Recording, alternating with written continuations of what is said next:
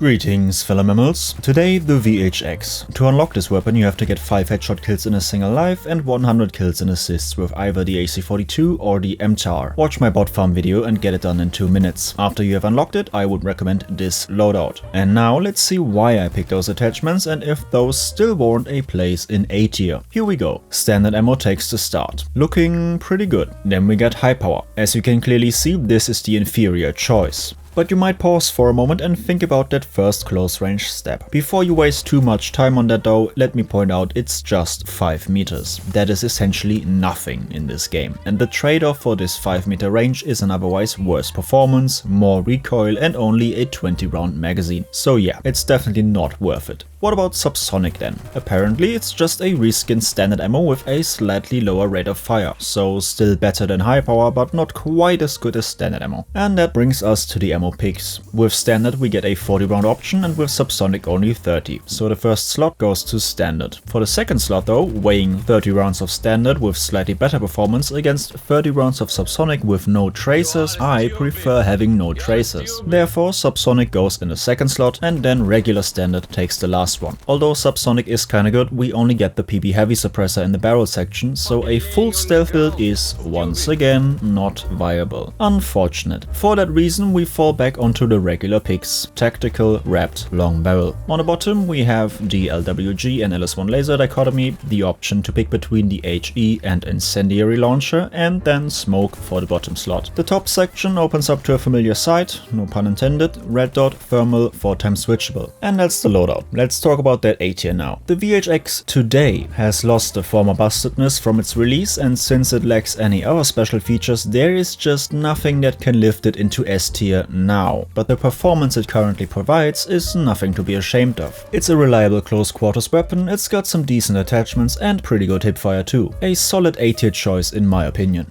That's it for today, I will see you on the battlefield. Sorrow out.